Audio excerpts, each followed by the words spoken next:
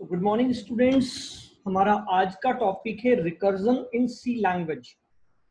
What is recursion? Recursion क्या होता है?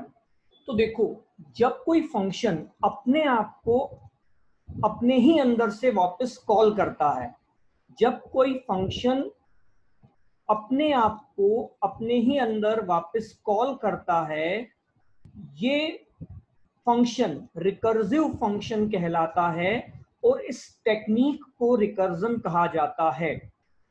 A function that call itself is known as a recursive function and this technique is known as recursion. C programming language जो है वो recursion को support करती है, जिसमें फंक्शन अपने आप को कॉल करता है, बट रिकर्जन यूज करने के दौरान प्रोग्रामर को इस बात का ध्यान रखना होता है कि उसे एक एग्जिट कंडीशन देनी होती है, यानी कि ये बताना होता है कि वो रिकर्जन प्रोसेस कब स्टॉप होगी, है ना। अगर वो इस रिकर्जन प्रोसेस के लिए कोई स्टॉप कंडीशन नहीं देता है तो ये फिर एक इनफाइनाइट लूप में बदल जाता है, यानी कि ये प्रोसेस कंटिन्यूअसली चलती ही रहती है, कहीं पर भी स्टॉप नहीं होती।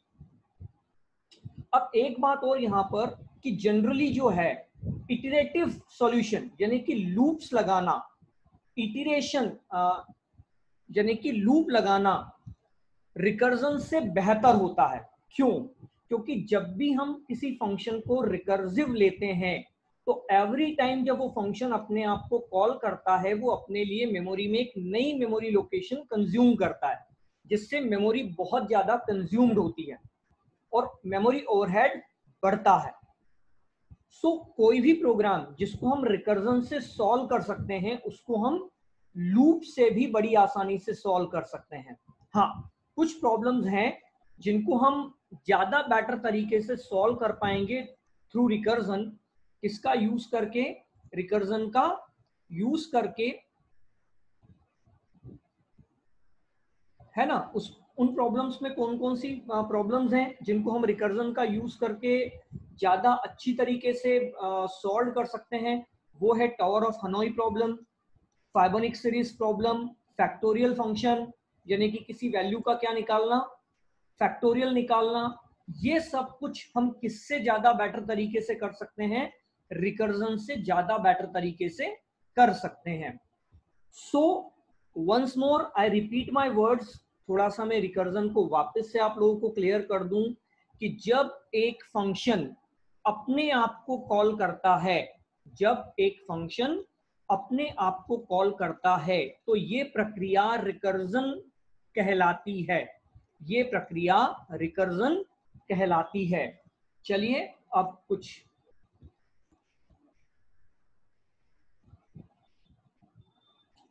स्ट्रक्चर देखें रिकर्जन का।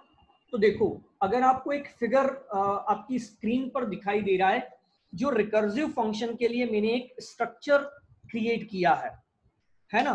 इसमें अगर अपन देखें तो हमने क्या लिखा? सबसे पहले हैश इंक्लूड stdio.h, फिर हमने एक फंक्शन के लिए स्ट्रक्चर दिया कि सबसे पहले हम लिखेंगे फंक्शन का रिटर्न टाइप, कि फंक्शन किस टाइप की वैल्यू रिटर्न करेगा, उसका रिटर्न टाइप हम लोगों ने लिया। रिटर्न टाइप लेने के बाद फिर हम लोगों ने फंक्शन का नाम दिया, फिर पैरेंथेसिस हैं, अगर उसमें आपको कोई पैरामीटर्स पास करना हो तो आप कर सकते हैं। उसके बाद करली ओपन, बॉडी ऑफ फंक्शन यानी कि फंक्शन को जो भी काम करना है वो फंक्शन का काम आप लोगों ने करवाया, एंड देन उसी फंक्शन को आपने वापस से कॉल कर लिया। सेम फंक्शन आप वापस से क्या कर रहे हैं? कॉल कर रहे हैं, है ना। देखो, ये फंक्शन आपने वापस से कॉल कर लिया, तो ये फंक्शन ने अपने आप को फिर से क्या किया? कॉल कर लिया। फिर से हम फंक्शन के अंदर आ गए, फिर फंक्शन का काम हुआ, फिर फंक्शन ने अपने आप को कॉल कर लिया। और ऐसा कब तक चलता रहेगा? जब तक आपकी एग्जिट कंडीशन सेटिस्फाई नहीं हो जाती। जैसे ही आपकी एग्जिट कंडीशन सेटिस्फाई होगी आप फंक्शन से बाहर आ जाएंगे। अब इस फंक्शन को हम कॉल कहां से करेंगे? तो बेसिकली मेन फंक्शन से। तो देखो, वंस हम इसको मेन फंक्शन से कॉल कर रहे हैं, फिर ये फंक्शन कॉल हुआ और ये रिकर्सिवली इसने अपना काम करना शुरू कर दिया एंड फंक्शन की बॉडी क्लोज। तो ये स्ट्रक्चर है किसी भी रिकर्सिव फंक्शन का। मतलब अगर आप किसी भी रिकर्सिव फंक्शन को बनाना चाहते हैं तो ये स्ट्रक्चर आपको फॉलो करना होगा to create that recursive function. उस रिकर्सिव फंक्शन को क्या करने के लिए? क्रिएट करने के लिए। चलिए एक एग्जांपल के थ्रू हम इसको समझते हैं।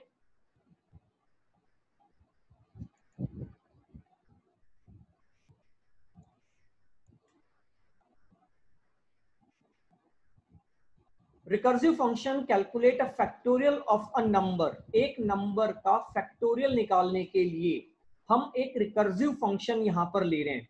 तो देखो सबसे पहले हमने क्या लिखा कि integer factorial integer of n, यानी कि हमने कहा कि फैक्टोरियल नाम का एक फंक्शन है जो एक इंटीजर टाइप की वैल्यू लेगा और बदले में हमें एक इंटीजर वैल्यू रिटर्न करेगा। अब आप सब लोग जानते हो कि फैक्टोरियल क्या होता है। जो नहीं जानते उनके लिए मैं थोड़ा सा बता दूं कि जैसे अगर हम 5 का फैक्टोरियल निकालें तो 5 का फैक्टोरियल होना चाहिए 5 इंटू 4 इंटू 3 इंटू 2 इंटू 1, 5 गुणित 4 गुणित 3 गुणित 2 गुणित 1। ये क्या है? किसी भी संख्या का फैक्टोरियल अपन निकाल सकते हैं इस तरीके से। मतलब n अगर फैक्टोरियल है, n का फैक्टोरियल निकालना है तो मुझे कैलकुलेशन क्या करनी पड़ेगी? n into n minus one into n minus two into n minus three into n minus four till then कहां तक? 1 तक। क्लियर? अब देखो मैं फंक्शन के अंदर आया, मैंने कंडीशन लगाई कि यदि मैंने n को 0 दिया तो 0 का फैक्टोरियल कितना होगा? 0। एल्सिफ अगर मैंने n 1 दिया तो 1 का फैक्टोरियल कितना होगा? 1। बात अगली आई लास्ट कि अगर n 0 नहीं है, n 1 नहीं है तो फिर फैक्टोरियल क्या होगा? तो फिर हमने बोला n into factorial of n minus one. देखो यहां पर रिकर्सिव फंक्शन कॉल हुआ n into factorial of n minus one. और सपोज करो n 5 है तो रिटर्न क्या हो रहा है? 5 गुणित फैक्टोरियल ऑफ 4। फिर फैक्टोरियल ऑफ 4 कॉल हुआ तो 4 वापस कहां आ जाएगा? फॉर्मल आर्ग्यूमेंट n के पास। अगेन आप वही चेक करोगे कि क्या 4 इक्वल्स टू 0 है, 4 इक्वल्स 1 है, नहीं है तो फिर आप बोलोगे 4 इंटू फैक्टोरियल ऑफ 3। फिर वो कैलकुलेशन तो रह गई, वो फंक्शन रह गया, वापस से 3 का फैक्टोरियल निकालने के लिए ये आएगा। और ऐसा कब तक करता रहेगा? जब तक n 1 या 0 के इक्विवेलेंट नहीं आ जाता। ये एग्जिट कंडीशन हुई हमारी, है ना। अब देखो अपन ने इसको मेन फंक्शन से कॉल किया, integer main, integer n comma f। हमने लिखा print F inter a number, scanf करवाया वो नंबर जिसका फैक्टोरियल निकालना है और लिखा f equals two factorial of n। n में जो भी वैल्यू आपने दी उसका फैक्टोरियल निकलेगा और वैल्यू किसको मिलेगी? f को। और f की वैल्यू आपके पास जो भी फैक्टोरियल वैल्यू है वो आपको मिल जाएगी। चलो अब इस पूरी प्रोसेस को मैं आपको एक एनिमेशन के थ्रू समझाता हूं। देखो ये मैंने फैक्टोरियल फंक्शन यहां पर लिख दिया है और मैं 5 का फैक्टोरियल कैलकुलेट करने जा रहा हूं। किसका फैक्टोरियल कैलकुलेट करने जा रहा हूं? 5 का। तो फैक्टोरियल ऑफ 5 मतलब मैंने फैक्टोरियल फंक्शन को कॉल किया मेन फंक्शन से और n की वैल्यू कितनी पास की? 5। तो फंक्शन के अंदर आया, क्या 5 बराबर है 0 के? नहीं है। क्या 5 बराबर है 1 के? नहीं है। तो रिटर्न क्या होगा? 5 गुणित फैक्टोरियल ऑफ 4। ये हुआ। अब 4n के पास आया, क्या n बराबर 0 है? नहीं है। क्या n बराबर 1 है? नहीं है। तो अब रिटर्न क्या होगा? 4 गुणित फैक्टोरियल ऑफ 3। फिर 3 के लिए आया ऊपर में, 3 बराबर 0 है? नहीं है। 3 बराबर 1 है? नहीं है। तो रिटर्न क्या होगा? 3 गुणित फैक्टोरियल ऑफ 2। फिर फैक्टोरियल ऑफ 2 के लिए मैं ऊपर जाऊंगा, क्या 2 इक्वल्स 0 है? नहीं है। क्या 2 इक्वल्स 1 है? नहीं है। तो रिटर्न क्या होगा? 2 इंटू फैक्टोरियल ऑफ 1। अब n के पास कितना आया? 1। क्या 1 इक्वल्स टू 0 है? नहीं है। क्या 1 इक्वल्स टू 1 है? हाँ है।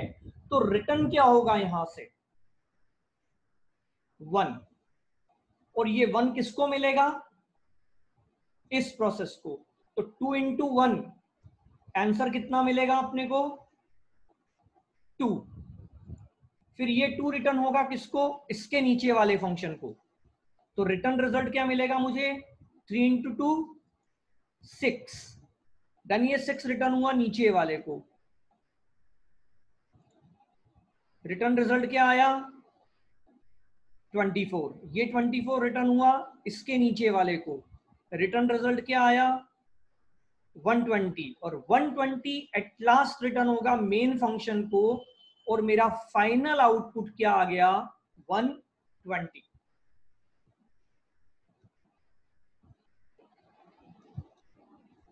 This is the complete process of recursion.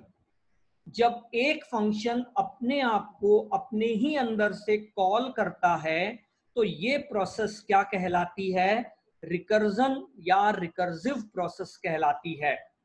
और यहां हमने एक सिंपल सा एग्जांपल देखा, किसी भी वैल्यू के लिए फैक्टोरियल निकालने का एक रिकर्सिव प्रोग्राम।